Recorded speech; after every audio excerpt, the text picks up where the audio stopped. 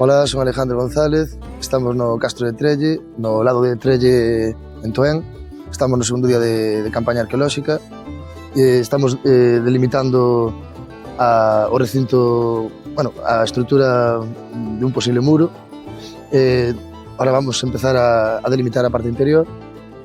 Bueno, hasta ahora o que temos de materiales son pequenos fragmentos de cerámica que apareceron naquel corte do perfil que podedes ver ao pé daquelas raíces do piñeiro.